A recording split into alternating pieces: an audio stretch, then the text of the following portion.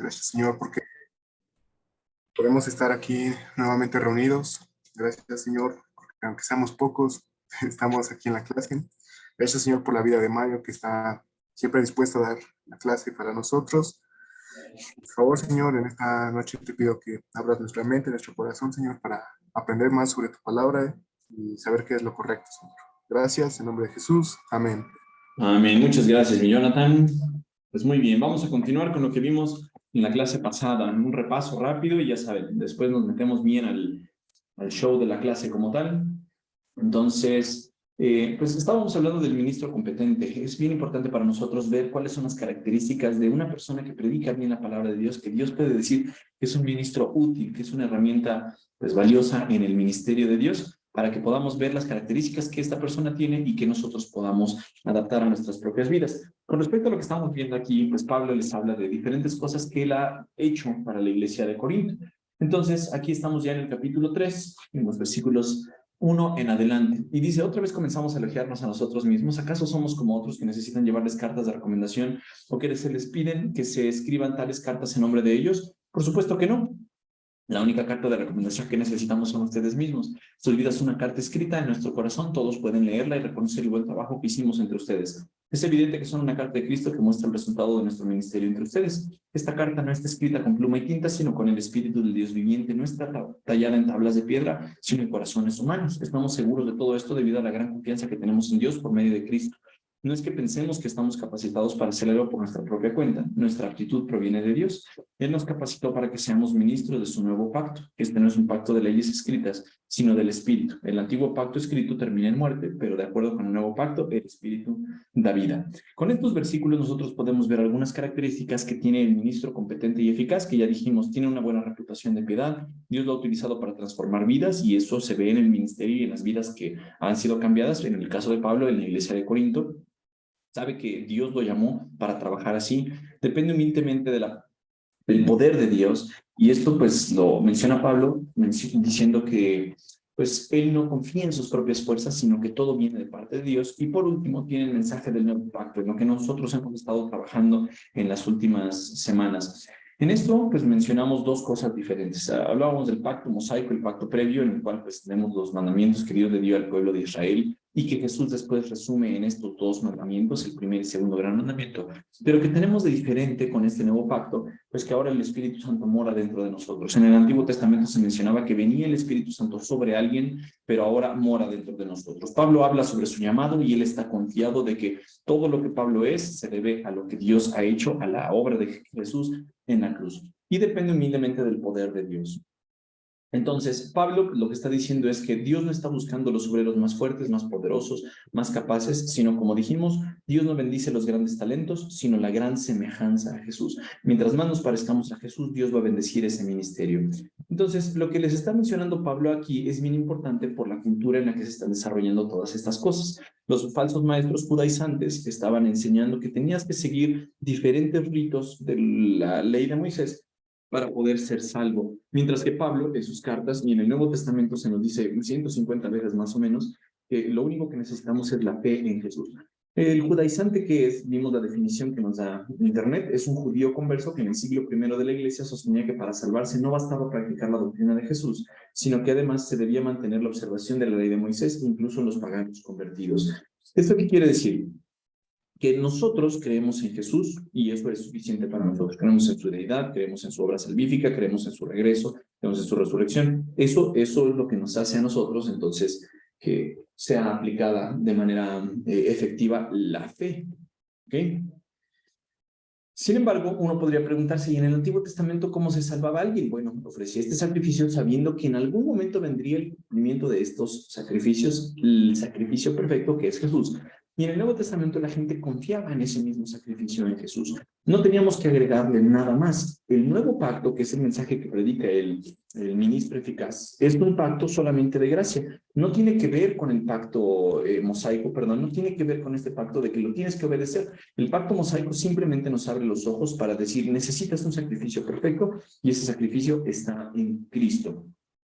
Como ya lo mencionamos, este sacrificio se da uno cuenta de que no es algo que podamos ganarnos, es algo que simplemente Dios nos dice, por su compasión que podemos recibir. No es algo que nosotros nos ganemos, que obtengamos por buenas obras o por exigir que Dios nos perdone. Simplemente es darnos cuenta de que Dios a través de su compasión nos va a perdonar y nos regresamos a lo mismo. El nuevo pacto y el antiguo pacto tienen como objetivo esto.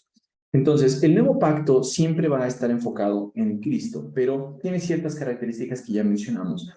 Nos dice la Biblia, entonces Cristo ahora ha llegado a ser el sumo sacerdote por sobre todas las cosas buenas que han venido. Él entró en este tabernáculo superior y más perfecto que está en el cielo, el cual no fue hecho por manos humanas ni forma parte del mundo creado. Con su propia sangre, no con la sangre de cabras ni de becerros, entró en el lugar santísimo una sola vez para siempre y aseguró una redención eterna. Esto es lo que quiere decir que nosotros ahora, pues ya a diferencia del Antiguo Testamento, pues tenemos la salvación hecha por Cristo.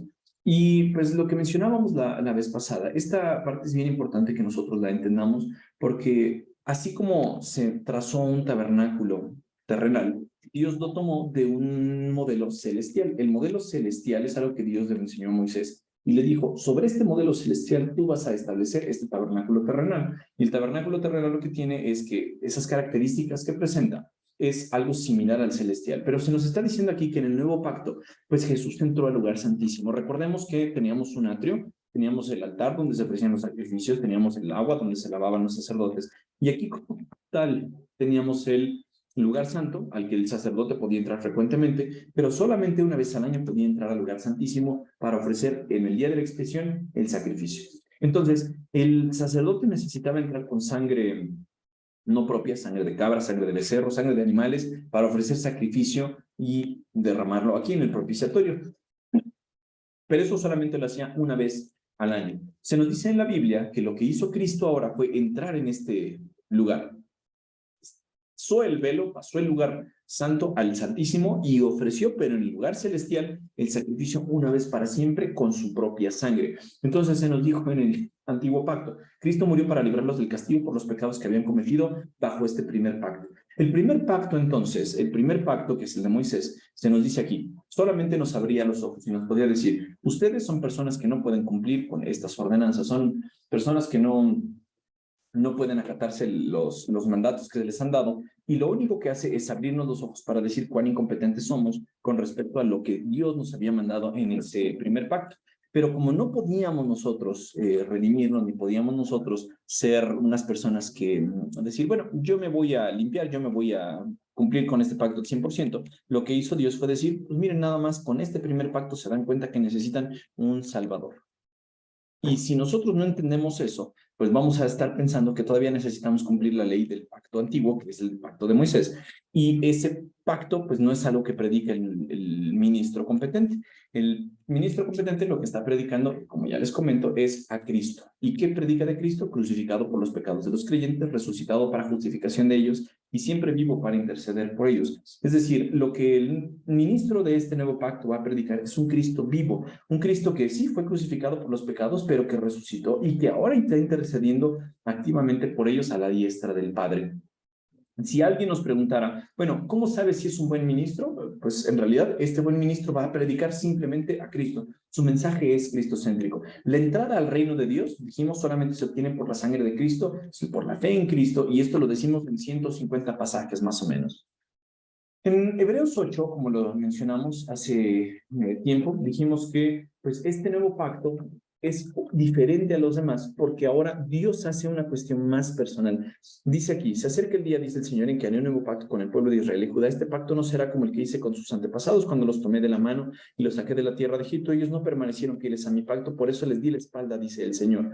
Pero este es el nuevo pacto. En contraste con lo que está actuando el antiguo pacto, este es el nuevo pacto, nos dice, con el pueblo de Israel, dice el Señor, pondré mis leyes en su mente y las escribiré en su corazón. Yo seré su Dios y ellos serán mi pueblo. Y no habrá necesidad de enseñar a sus vecinos ni necesidad de enseñar a sus parientes diciendo, deberías conocer al Señor, pues todos ya me conocerán, desde el más pequeño hasta el más grande, les está diciendo. Y cuando habla de esto, Dios tiene un objetivo. En el nuevo pacto, Dios está diciendo, perdonaré sus maldades y nunca más me acordaré de sus pecados. Cuando Dios habla del nuevo pacto, le está diciendo el autor de Hebreos, quiere decir que ha hecho obsoleto el primero, el cual ha caducado y pronto desaparecerá. Sin embargo, les dice también Pablo en Gálatas, los que dependen de la ley para hacerse justos ante Dios están bajo la maldición de Dios, porque las escrituras dicen, maldito todo el que no cumple ni obedece cada uno de los mandatos que están escritos en la ley de Dios. Por lo tanto, este nuevo pacto que nosotros vemos en los siguientes versículos pues tiene una característica diferente que nosotros necesitamos ver. Y este pacto, como lo pongo aquí, entonces tiene ciertas características. El nuevo pacto lo vamos a dividir en dos. Este nuevo pacto que estaba mencionando Pablo aquí en 2 de Corintios 3, es un pacto, como ya les dije, que tiene su soporte en Jeremías, en Isaías, incluso en la parte que estábamos mencionando de Ezequiel, y también este nuevo pacto pues tiene que ver con todo lo que vemos en el Nuevo Testamento.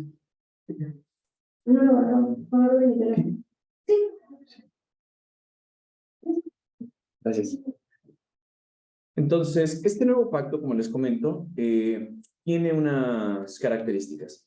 Da vida, es permanente y produce justicia. Este nuevo pacto necesitamos entenderlo en dos partes. Después trae esperanza, es claro, cristocéntrico, el espíritu lo vigoriza y es transformador, que es lo que vamos hoy a ver brevemente.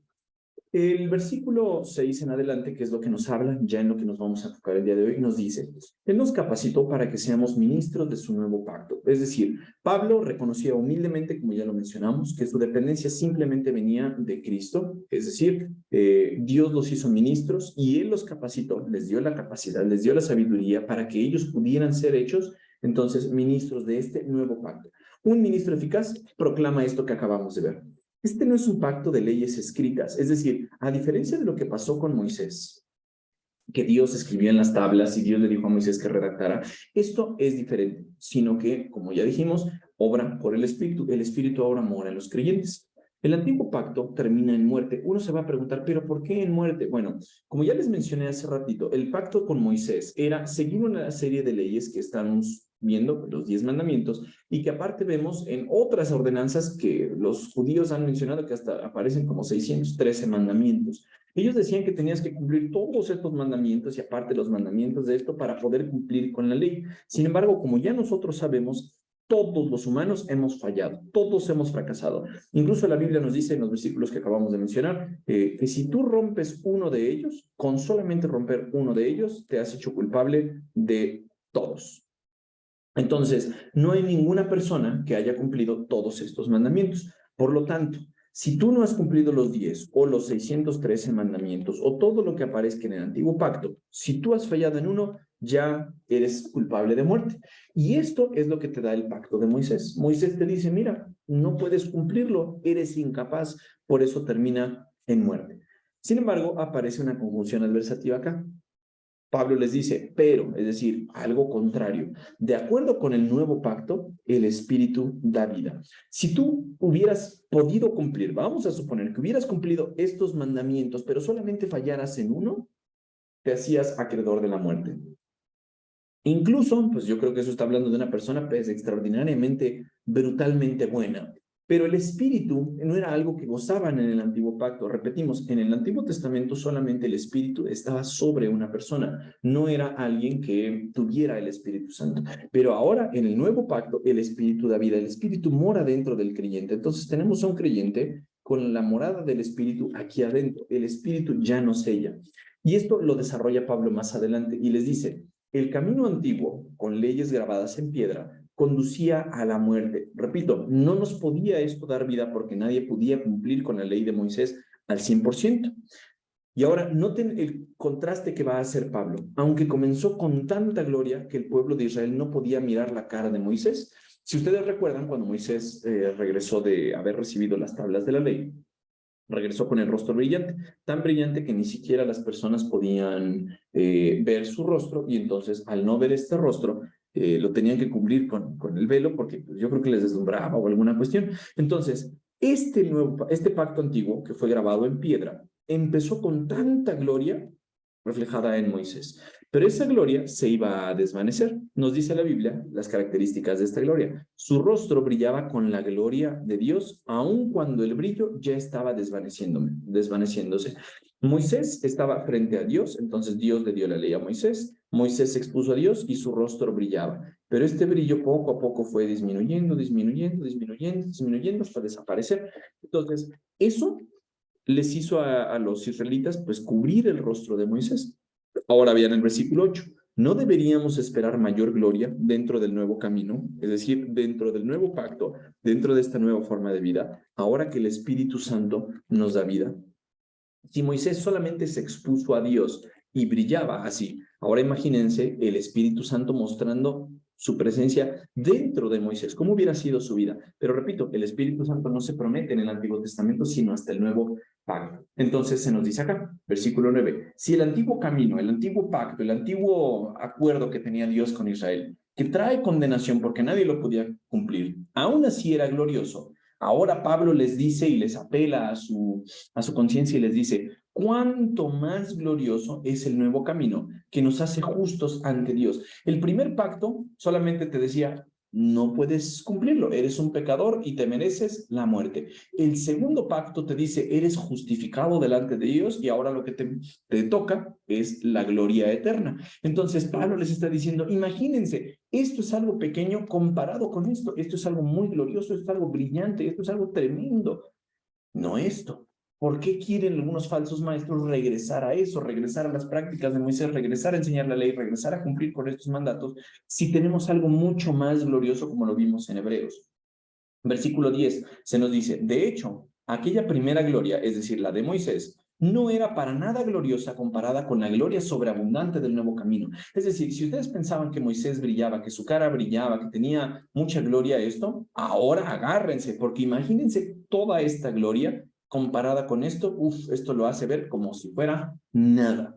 Versículo 11 nos dice, así que si el antiguo camino que ha sido reemplazado era glorioso, cuánto más glorioso es el camino que permanece para siempre. Lo que Pablo les está diciendo acá es, maestros judaizantes, ustedes que quieren enseñar, judaizantes, ustedes que quieren enseñar que hay que volver a cumplir la ley de Dios, volver a cumplir los mandamientos, volver a cumplir la circuncisión, volver a cumplir las fiestas, las ordenanzas, los ritos de los judíos, Pablo les está diciendo, ¿por qué se quieren regresar a eso si ahora el nuevo pacto es mucho más glorioso, es más elevado, es mucho más padre, es mucho más profundo porque ahora tienes la presencia de Dios? Este pacto te traía muerte mientras que este te da vida. Este pacto tenía una gloria que iba a perecer mientras que esta gloria no va a perecer, es imperecedera y va a seguir y seguir y seguir para siempre.